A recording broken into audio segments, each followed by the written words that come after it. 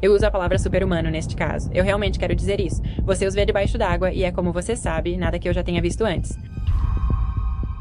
Eles podiam mergulhar 30 metros segurando apenas a respiração. As crianças viam claramente debaixo d'água. E quando o mar ficava silencioso antes de um tsunami, eles se deslocavam para o interior, sem qualquer aviso. Cientistas chegaram esperando ouvir histórias. O que encontraram entre essas tribos desafiou a biologia e reescreveu o que o corpo humano podia fazer.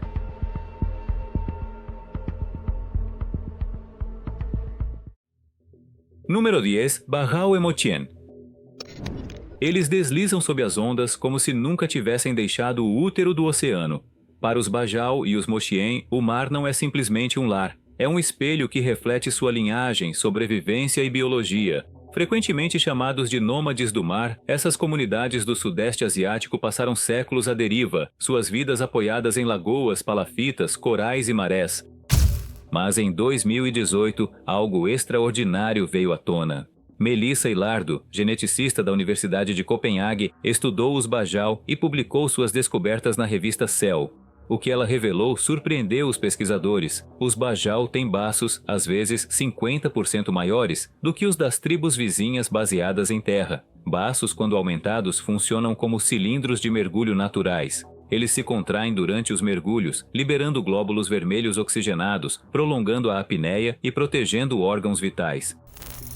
Isso não era apenas adaptação comportamental, apresentava digitais genéticas próximas ao gene PTF1A. E então há as crianças Mochien. Em um estudo pioneiro realizado por Anna Gislen, da Universidade de Lund, essas crianças demonstraram visão subaquática quase 2 vezes mais nítida do que seus pares europeus.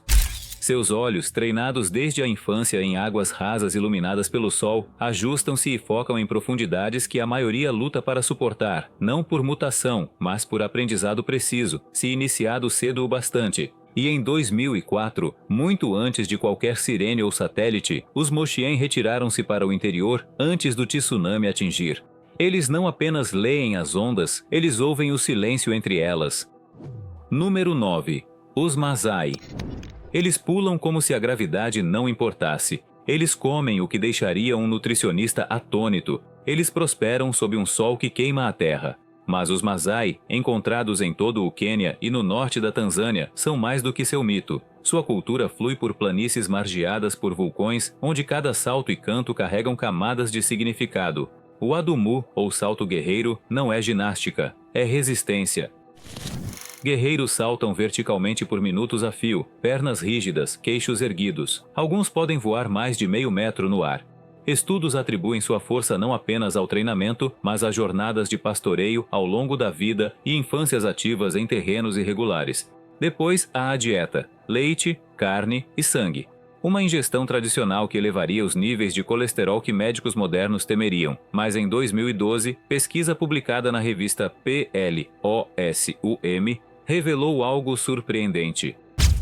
Os Maasai podem ter adaptações genéticas para o metabolismo de gorduras, incluindo seleção em variantes do gene FABP, junto com uma alta prevalência de persistência da lactase. Baixas taxas de doenças cardíacas persistem apesar da nutrição não convencional, e a cultura também está evoluindo.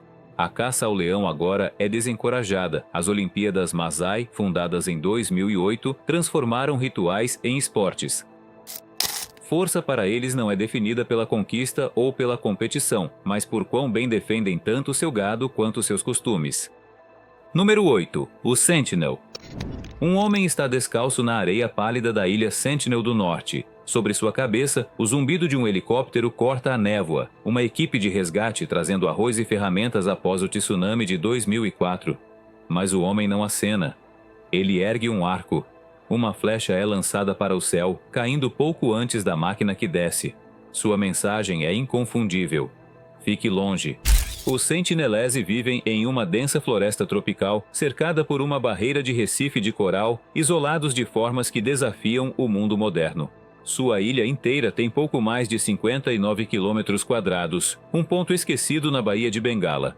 Mas dentro dela, eles abrigam algo mais raro que qualquer tesouro: autonomia cultural total. A Índia proibiu todos os visitantes desde 1956. não por medo de ataque, mas para proteger a tribo de micróbios estrangeiros fatais.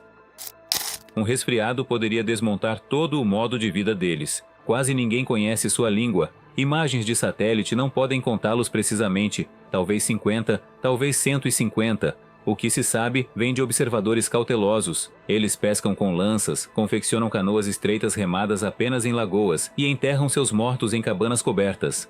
Quando o tsunami de 2004 atingiu, eles recuaram para o interior horas antes do impacto. Nenhum sinal, nenhum alarme, apenas conhecimento nascido do silêncio. Número 7. Alturas Kororoai. Nas florestas esmeralda da Papua, alto acima da extensão de bacias fluviais e das baixadas densas de mosquitos, há casas que parecem flutuar, empoleiradas de 30 a 40 metros no dossel, apoiadas por finos pilares talhados de árvores próximas. Escadas de corda pendem como lianas. Pisos de palmeiras sagu rangem suavemente sob o peso dos passos descalços. Estas são as casas altaneiras dos Korowai, e por décadas sua altura intrigou os forasteiros. Alguns acreditavam que essas casas na árvore nasceram por praticidade, evitar inundações, insetos ou predadores. Mas quando antropólogos como Peter Van Arsdale visitaram na década de 1970, a verdade que descobriram ecoava medos antigos. Os Korowai dizem claramente: construímos para ficar acima dos espíritos, acima dos problemas, acima dos mortos. A construção acontece rápido. Homens escalam troncos sem arnês, carregando vigas com habilidade ensinada desde a juventude. Entre 1986 e 1990, pesquisas aéreas mapearam suas terras, notando que, embora as casas na árvore capturassem a imaginação, a maioria das famílias se movia fluidamente entre estruturas e acampamentos na floresta. Muitos agora dividem seu tempo entre terras ancestrais e vilas construídas pelo governo. Enquanto documentários sensacionalizaram o canibalismo e a vida na casa na árvore, o povo se adaptou além da ficção. Hoje, a cultura Korowai equilibra-se entre o vertigem e a mudança, ainda conectada à floresta, mas observando o mundo bem abaixo. Número 6. Tibetanos e Sherpa. Acima da linha da árvore, onde o gelo se agarra à respiração e o sol parece distante, os humanos não deveriam prosperar. Ainda assim, nos Himalaias, tibetanos e Sherpa fazem mais do que sobreviver. Eles se movem como se as montanhas fossem seu lar. Pastores cruzam cristas a 4.500 metros carregando cargas que exauririam caminhantes experientes. Mosteiros ecoam cânticos em altitudes onde jatos voam. Em 2014, uma equipe de geneticistas liderada por Rasmus Nielsen descobriu que os tibetanos possuem uma variante rara do gene EPAS1, que provavelmente herdaram de ancestrais denisovanos. Essa variante limita a produção de hemoglobina, evitando que o sangue fique perigosamente espesso no ar rarefeito. Para a maioria, o mal da altitude começa com tontura. Para os tibetanos, a respiração permanece constante, eficiente como um riacho alimentado por neve. A fisiologia do Sherpa vai além. Suas mitocôndrias não apenas suportam a escassez de oxigênio, elas se adaptam. Estudos mostram que eles mudam o metabolismo, queimando carboidratos para a energia mais rápida. Combinado com o aumento do fluxo de óxido nítrico, sua circulação permanece estável mesmo no cume do Everest. Mas a resistência aqui não está só nos genes, está nos sistemas de crença que mapeiam cada montanha como sagrada. Na parceria silenciosa com a Terra. Quando Kamihita escalou o Everest pela 31ª vez, não foi triunfo, foi devoção. O impossível nessas alturas começa com humildade. Number 5. Os Himba. Nos desertos castigados pelo sol da Namíbia e Angola, onde a água é escassa e a sombra é ainda mais rara, os Himba carregam a tradição em todos os tons de vermelho. Todas as manhãs, as mulheres Himba misturam uma pasta de gordura da manteiga e ocre vermelho, chamada de otjize, e aplicam-na com pinceladas largas e deliberadas na pele e no cabelo. Visualmente deslumbrante, sim, mas mais do que um ritual cosmético. O ocre, rico em hematita, atua como um escudo natural contra raios ultravioletas, repelente de insetos e camada antibacteriana, essencial em um ambiente onde as comodidades modernas são poucas. Sem acesso abundante à água, o banho vira fumaça. Eles queimam resinas aromáticas como o omuzumba, envolvendo-se em panos para deixar o vapor morno subir pelos poros, limpando suavemente sem tocar água. E há ainda a percepção. Um mito amplamente difundido dizia que eles não conseguiam ver azul. Falso. Estudos da linguista Debbie Robertson mostraram que seus olhos percebem todas as tonalidades. O que muda é a linguagem, não a biologia. Em seu mundo, as cores seguem uma lógica cultural. Criadores de gado por ofício, sua dieta centrada no leite espelha grupos pastorais semelhantes que superam a intolerância à lactose fermentando produtos lácteos. Os Rimba sobrevivem com a engenhosidade forjada sob o sol, parte química, parte cultura, totalmente humanos. Sua pele pintada conta uma história de resiliência, ciência e adaptação moldada por séculos de vida com a Terra, e não contra ela. Number 4. Os Sami. Ao longo do cinturão gelado do norte da Europa, passando pela Noruega, Suécia, Finlândia e chegando à Rússia, o povo Sami segue um ritmo mais antigo que as nações. Eles seguem as renas pela tundra, através da floresta, entre as estações. Onde outros veem gelo e isolamento, os Sami veem movimento, memória e canção. Cerca de 80 mil a 135 mil Sami vivem hoje em Sápmi, falando 9 línguas Sami distintas. Só na Noruega, quase 250 mil renas domésticas pastam na primavera, a maioria em Finnmark. Elas não são selvagens. São guiadas, pastoreadas, vigiadas por famílias que conhecem a terra como um mapa escrito na neve. Seu joik, às vezes grafado yoik, é mais que melodia. É como se canta uma montanha, uma pessoa, um momento, uma canção não sobre algo, mas daquele algo. Estudos sugerem que o joik ajuda a regular a emoção e os níveis de cortisol, oferecendo calma e continuidade diante de dificuldades. Uma espécie de memória oral, cantada em vez de falada. Mas a memória aqui nem sempre é voluntária. No século XVII, xamãs Sami, conhecidos como Noaidis, foram perseguidos. Seus tambores sagrados, poderosas ferramentas de transe e proteção, foram confiscados. Um deles, roubado em 1691, ainda está em um museu, símbolo de uma cura incompleta. E ainda assim, a cultura resiste.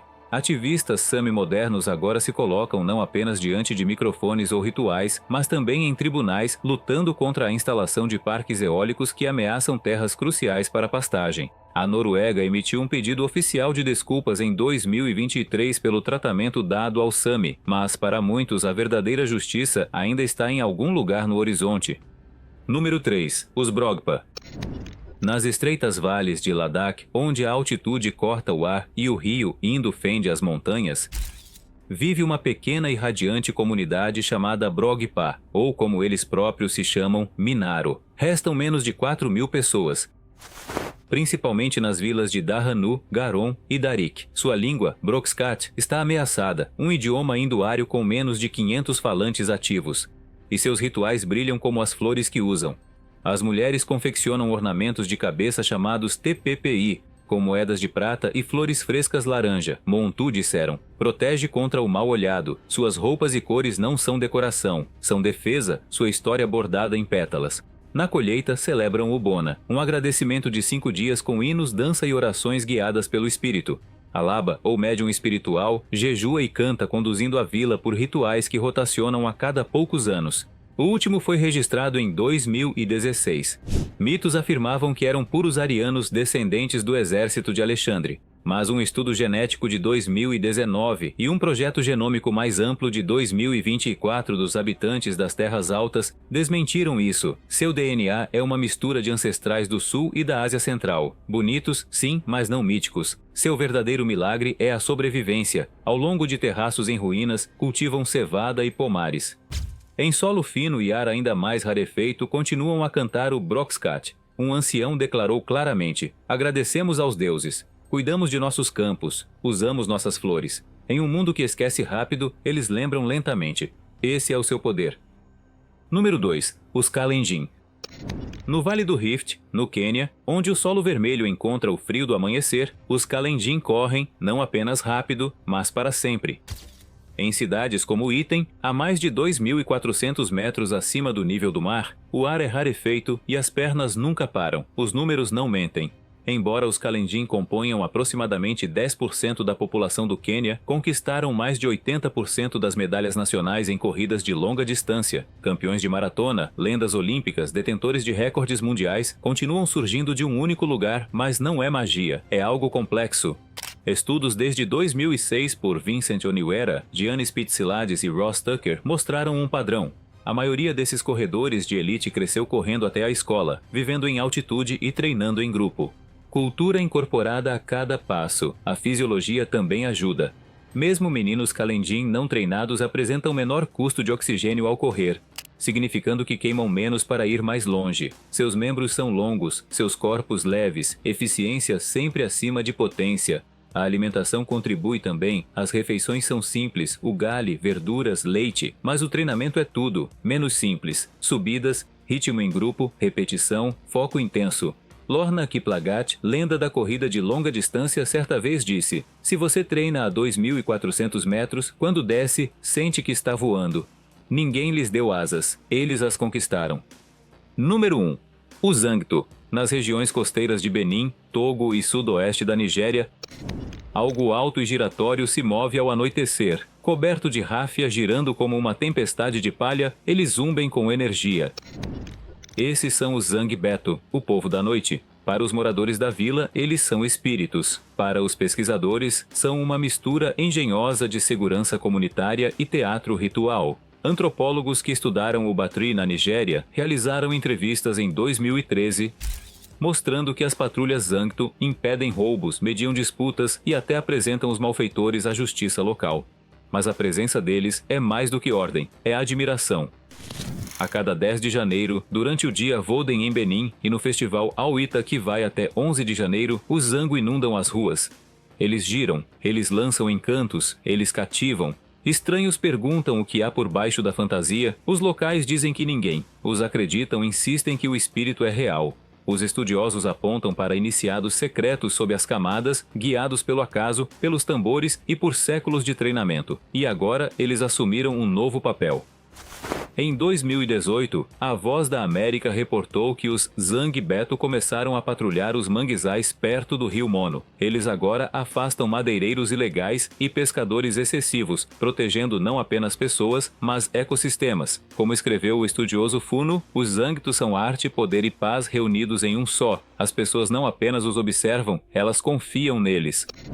No profundo frio da Sibéria, os Saka sobrevivem por meio da cultura, resiliência e animais adaptados aos extremos. Seus festivais, épicos e cavalos resistentes transformam o gelo em força e a tradição em resistência. Se histórias como essas te inspiram, inscreva-se, compartilhe e continue conosco para mais maneiras incríveis de como os seres humanos prosperam nas extremidades do mundo.